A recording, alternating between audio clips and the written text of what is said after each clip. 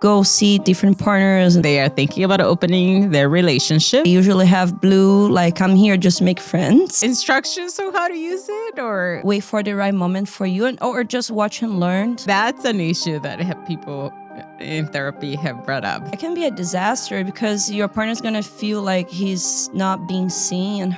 Welcome to Session and Secrets, and today we are in session with Amy. Welcome, Amy. And so you are like, welcome home. Yeah, it feels like home now. And I'm really excited to be here with you. And today our topic is on open relationships and the swingers world. Yeah, let's talk about it. So the reason that couples come to me is for two reasons. One, they are thinking about opening their relationship. And two, the second one would be because there's like issues after opening the relationship. And so what is your experience with open relationships? Maybe. I haven't been in a long open relationship yet. I've been very open to the idea, even knowing like all the challenges that come with that. But I do think like all relationships have challenges. Yes. I think that you need a lot of time to have an open relationship. Yeah, yes. Like free time. And you end up spending a little more sometimes because you got to like go see different partners and go have dinners and go buy 2 Christmas gifts and 2 birthday gifts or 3, 4, I don't know. Yes. So I think it's important to have that in mind if you're thinking of opening your relationship. You got to have time to give to your partners. If you're super busy, I think that might be an issue unless your partners are okay with the time you have to spend with them. Some people are okay with seeing their partners like once in a month, especially if they live in another city.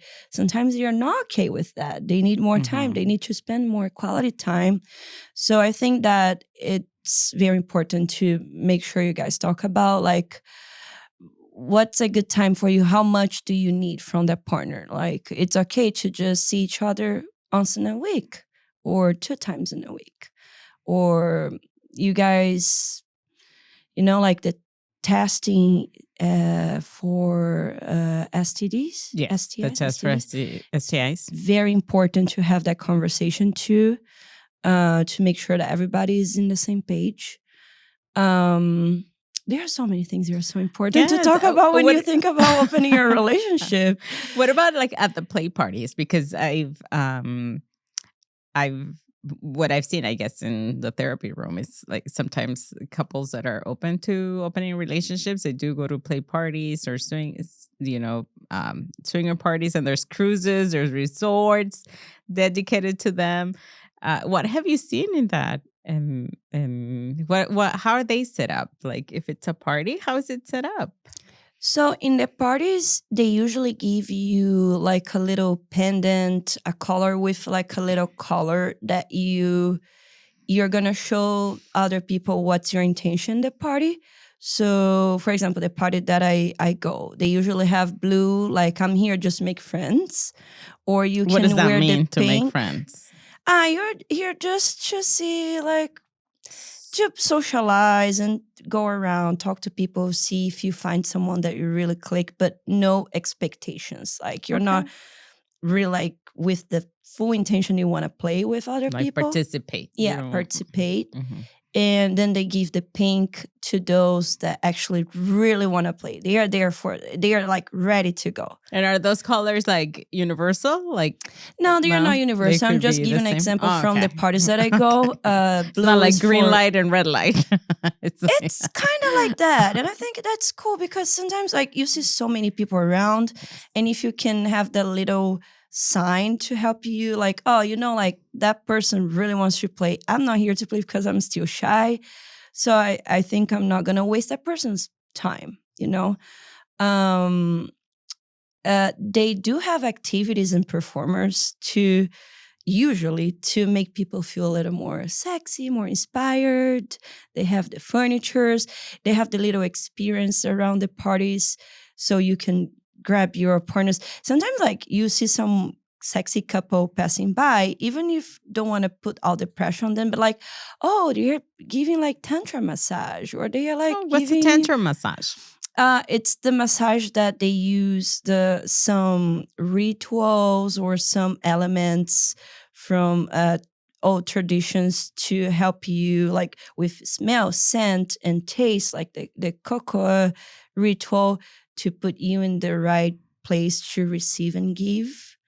It doesn't mean like I'm still learning because I only went to one tantra class so far, but they use all these elements just to enhance and Your senses. help you feel connected to other elements. They are very important for you to feel connected to your sexuality and also to give and receive with your partner.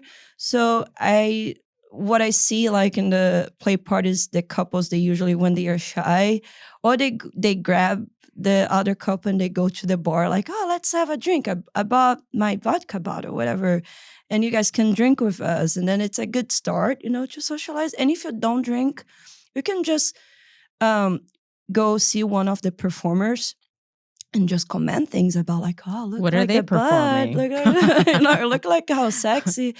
They do so many different things. They do sometimes like Domme play, so it's a Dom doing some impact play in a sub, or they do like some kinky magic show like the one I've done, or they do like a rope, like they do shibari, bondage. They do electroplay. What's electroplay? They have like a wand that has electricity. It shocks you, yeah. But you can be sensual. Like you can change the tip of the wand, and then some tips they are more tickling. Some tips are more like they have more strength, power. Yeah, and they give you a little more, more shock. Yeah. And so then people talk about how to use. Do they give you like? Do you get like instructions on how to use it or what? They usually are open to talk about. They are professionals, so you can totally come to them like, oh, I love to buy a wand, but I don't know how it works. Like I bought my wand after going to a play party and playing with a professional, and I loved it so much, the way that it made me feel. I was like, I want to buy a wand for me too, for myself. Yeah, so like I think that it's a good start for couples who are still shy to just first set up the intentions with your partner. Like, are you open just to make friends and see how it goes? Is that our first time? Or you're already ready to go to play and do a little something? So when you go to play parties, they usually have those experiences around. They also have the dark rooms. If you're ready to go, you can just go to the dark room and just... What's in the dark room? It's the place where you're gonna play. It's more private. This? Okay. So they have, we call it also as a boom boom room, or there's another name. I think it's champagne room.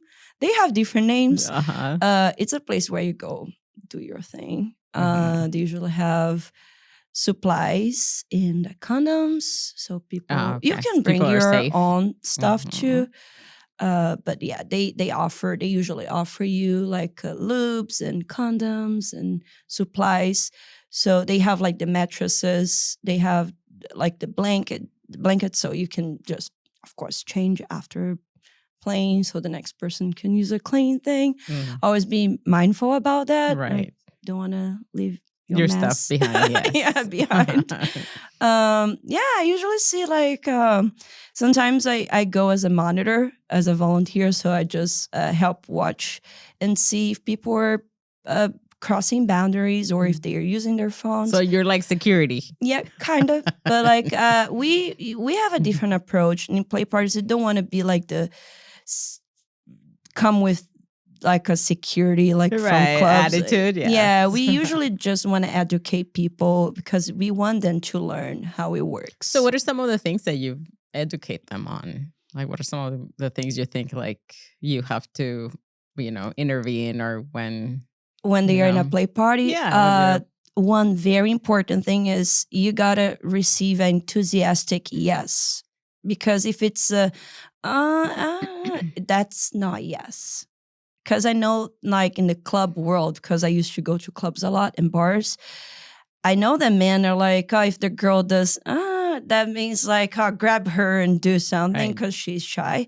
This is not how it works in the BDSM world or in the kinky swingers parties. Like, you gotta receive a very enthusiastic yes. If it's a, that's a no. So we monitors, we usually pay attention to see if there are some people there or getting drunk, and then some guys are sometimes like used as a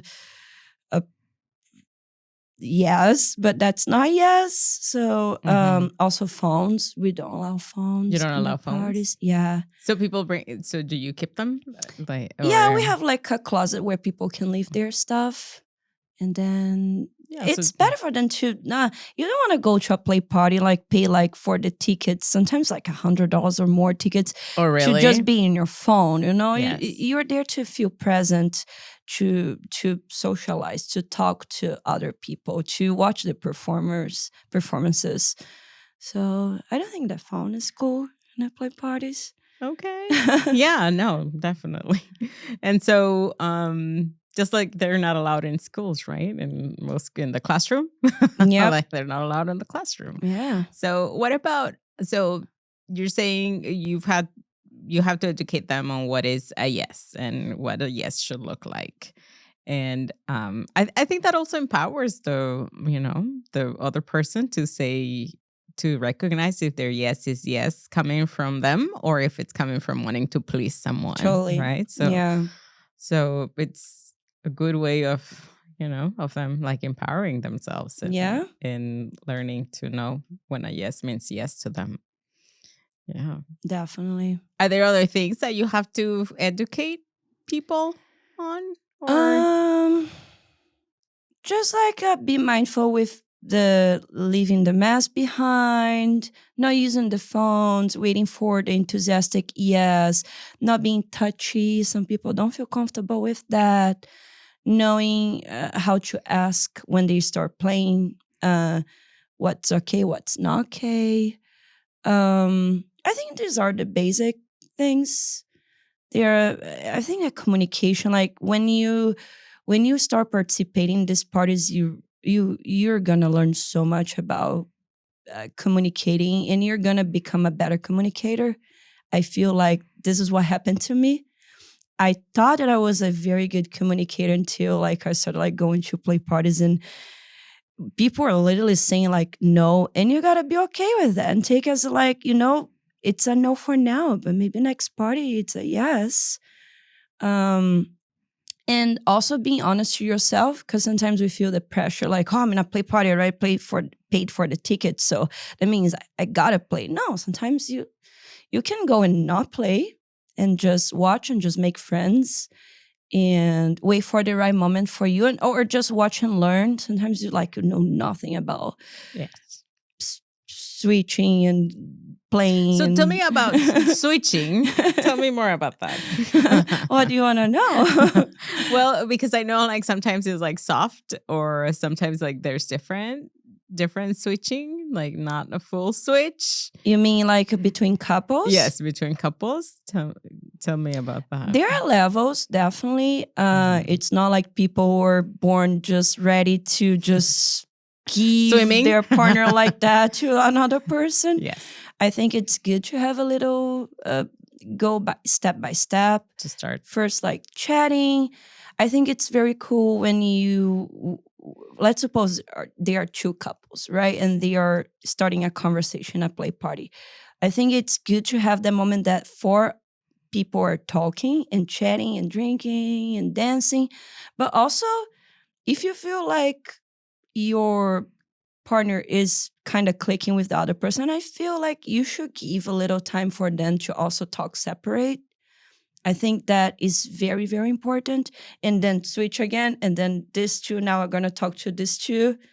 Um, And then you guys can decide what you guys are going to do with that. It depends on what you feel like. Oh, I really like the vibes. I think we should start with a dance, with a hug, or with a kiss, or just, I don't know, if things are getting more exciting, you guys can just try something else. Maybe a kiss with some hands here and there. I think people should not jump on things, because that's a big mistake. If they are beginners, they shouldn't just jump to the dark room, because that can bring a lot of I don't know, you can just a lot of conflicts, with yourself, with feeling guilty, or seeing your partner sometimes not having the same fun you're having with this person, so they feel like, Yes. oh, they are about to come and we are just like barely kissing, the kiss a little clumsy. Yeah. Sometimes that's an issue that people in therapy have brought up, that, maybe the other person is having more fun than, maybe they have better, they're better looking, or they're more attractive, and then they're getting a lot more attention. Yeah, And the other that is very common. That is very common. Tell me about that. That helps for sure. I remember going with a partner to a regular club, but it was kind of like an alternative club. Mhm. And we were like, okay, we want to find a third, but we got to be very mindful. There's this whole controversy about unicorn chasers. Unicorn is the third person that is going to join a couple, in case people don't know. So we got to be very mindful about it, to not make people feel pressured or anything like, oh, we are literally chasing a unicorn here. But maybe dancing with someone and having drinks and see how it goes. And I remember going to this club with my partner. That was years ago. And we were like, oh, I love to kiss a girl tonight. That would be fun, in case I find someone that wants the same. And then I found many girls that wanted to kiss me, but not kiss him. And then I was like, oh, what do you think about my partner? And the girls are like, oh, he's cute, but I think I like you, but I don't know about him. And then I was like, oh, now it's in this place, my partner's feeling left behind, and he's not feeling pretty anymore. Yes. And then it's the time to pause and then take your partner to a space where you guys can hear each other, because clubs are usually loud, and ask, hey, how are you feeling? I noticed all the girls are jumping on me, but not on you. We are not getting lucky. But do you want to keep going? Do you want me to stop flirting? It would make you feel better if we stop flirting, and then come back to the me and you, and then wait for another night, maybe? Or are you okay with me just having fun and you're going to be watching? I think it's very important to separate a moment, okay, pause here, pause people up. I'm going to be right back. Whatever group of people that were communicating or dancing with you, and go to this space and ask your partner how your partner is feeling. And I think where people go wrong is sometimes they suck it up, and they keep feeling this negative feelings, and they don't have a partner that's mindful and that is going to check with them how they're doing, right? That can be a disaster, because your partner's going to feel like he's not being seen and heard, and you don't care about me, so why did I come? Yes. So then that's where problems start, because the other person is not expressing it, and the other partner is not checking in, and then they wait too long, and sometimes it's there's a lot of resentment, or months of resentment built in, right? And then they come to therapy. And so let's see, another issue, I think, it's sometimes they come after they've opened the relationship, and then maybe the other person starts, right? They have an agreement, right? Usually when people are thinking about opening the relationship, they have agreements of what they're going to do, or if they're going to start exchanging partners. Sometimes they say okay, we're going to have a group chat. And so then we're going to say we're only going to communicate through this group chat. And then people go outside of that, right? So now they start having an affair, or they start cheating with with someone in the group. And so that's the other reason people come to therapy for. So the After thing is, where do you think the question is, do you think this is sustainable? I would ask the person that is cheating. Because when you face the challenges, in whatever challenges are coming to this new dynamic, you're learning. You're actually building the relationship you want. But if you keep like escaping and not dealing with the challenge all the time, I don't think this is gonna last long. That's the problem. Like, if you want this to be something, to be your dreaming relationship, to be fun, you gotta just accept you're having that whatever problem and let your partner know. Or it's like, what's the point? You're gonna be cheating? Okay, so you're just going the easy way. You're just escaping from the problems. And people do this in a regular relationship. right, and Regular, I mean, monogamous relationship. People do that a lot too. They just don't want to face the reality and have their hard conversations. Because I think like sometimes they think that opening the relationship is going to bring excitement and it's going to spice things up. But I think I think that they do forget to do the other part, which is, looking into the relationship and see, is this coming really from seeking excitement, or are you seeking something that you're missing in the relationship, and that that has become a void. And so it becomes exponentially worse when you start adding other characters to your story, right? Yep. And what about, have you seen anything, anything that you would think like, maybe someone getting triggered because a partner is having too much Oh, it happened fun? to me. I remember, like, I have this story. I went to Vegas. It was my first time going to Vegas, so I was excited about everything. Right. And then I ended up getting stuck in Vegas. And then I invited my partner to, like, oh, I have to spend like 3 days in Vegas, so I guess you just come and meet me here, and then we can spend the weekend here. So we went to a pool party, and then it was like a topless pool party. And then I liked a girl, and I was like, oh, I really like that girl. Let's talk to her. And she was super down to go out with us. And then I remember like seeing my partner having like the most incredible orgasm with her. And I was like, oh, it's been a while. My partner haven't had the same with me. And that triggered me for a second, but I already have the tools to take my time to, I went to the bathroom. I was like, why am I feeling this? Okay, first, I'm not going to stop my partner having fun right now. Like, I'm not going to ruin the moment they're having. Mhm. I was the one also like accepting this. So let me breathe and ask myself, why am I feeling this?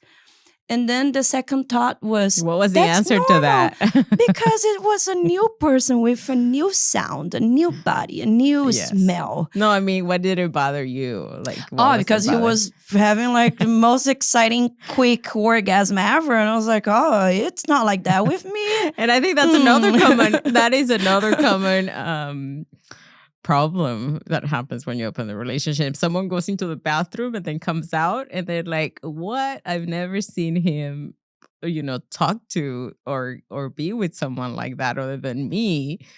And so then, yeah, that's another But the reason thing that why. made me feel comfortable was like, well, but the point here is to accept that is a reality. Your partner's gonna feel excited being with a new Yes. person. Yes. But Maybe dopamine is being created. the point is, in you the want to brain. see your partner excited, right? So that's the thing that was like, okay, but I really want my partner to have fun, because this is super fun. I'm in Vegas with this beautiful girl and my partner in a hotel room.